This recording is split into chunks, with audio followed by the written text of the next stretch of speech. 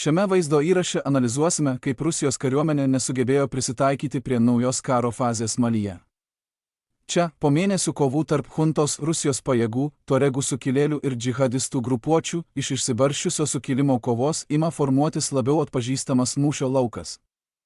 Kai pozicijos tvirtėja ir teritorinė kontrolė tampa lemiama, Rusija vis dar kovoja senąjį karą, nors aplink ją jau formuojasi visiškai kitoks konfliktas. Šiaurės Malyje tuaregų vadovaujamos pajėgos kartu su džihadistų formuotėmis dabar kontroliuoja didžiąją dalį dykumos juostos, jungiančios pagrindinius šiaurinius miestus, o Malio ir Rusijos pajėgos atsitraukia į stipresnes pozicijas toliau pietuose. Tai suteikia antivyriausybinėms pajėgoms daugiau laisvės judėti kovotojams ir tiekimui per šiaurę, tuo pačiu sumažindama Malio vyriausybės galimybės grąžinti pajėgas į tas teritorijas. Kova dėl tokių miestų kaip Gurma ar Arusas vyksta pagal tą pačią logiką, nes kontrolė ten lemia, ar spaudimas gali judėti į pietus per upės liniją, ar bus sustabdytas, kol neįsiskverbia giliau į centrinį Malį. Dėl to Nigerio upė tampa tikra fronto linija, nes kai priešiškos pajėgos ją kerta, vyriausybei tenka ginti fiksuotas pozicijas, o ne vaikytis išsibarsčiusių reidų. Šių metų pradžioje karas atrodė visiškai kitaip, nes Malis vis dar kovojo be tikros fronto linijos ar aiškiai apibrėžtos mūšio erdvės. Ginkluotos grupuotės judėjo per kaimus, kelius ir užnugario zonas keliuose regionuose, smogdavo greitai ir dingdavo, kol vyriausybės pajėgos spėdavo jas sučiupti. Jos puldinėjo vilkstinės, kad izoliuotų pozicijas ir nutrauktų kuro tiekimą, taip apsunkindamos vyriausybės pajėgų dislokavimą atvirose teritorijose. Oro smūgiai galėjo sunaikinti stovyklas ir laikinus susitelkimus, tačiau kovotojai greitai atnaujindavo spaudimą, persiorientuodami į kitus maršrutus ir paramos zonas. Posūkis į labiau teritorinį karą prasidėjo tada, kai antivyriausybinės pajėgos pradėjo užiminėti šiaurinės pozicijas, kurios anksčiau buvo išsibarsčiusios mūšio lauke.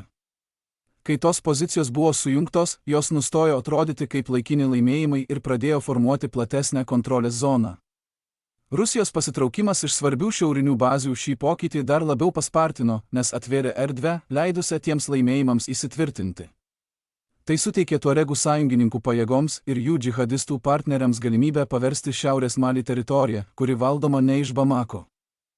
Nuo ten konfliktas išsiplėtė į pietus, nes spaudimas aplink Gourmą ir Haraus parodė, kad šie laimėjimai jau nebėra pavieniai reidai, o tapo platesnio siekio išplėsti kontrolę už šiaurės ribų dalimi. Ankstesnėme sukilėlių etape vyriausybės pajėgos galėjo susitelkti į mobilių stovyklų persekiojimą ir trumpalaikių taikinių naikinimą, tačiau kai priešininkų pajėgos pradėjo laikyti teritoriją, mūšio laukas ėmė teikti pirmenybę ginamoms pozicijoms, rezervams ir paramos sistemoms, galinčioms išlaikyti pakartotinės operacijas. Tai pakeitė ir ugnies galios paskirtį, nes smūgiai jau buvo nukreipti ne tik į mobilių kovotojų išblaškymą, bet ir į logistikos grandines, leidžiančias priešui išlaikyti kontrolę.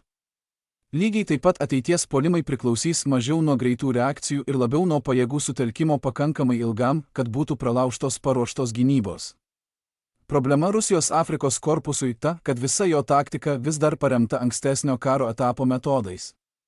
Jie ir toliau koncentruojasi į patruliavimą ramiuose miesteliuose, vilkstinių palydas ir sraigtasparnių paieškos bei naikinimo reidus, naudodami pajėgas skirtas užnugario saugumui ir mobilių taikinių medžiokliai.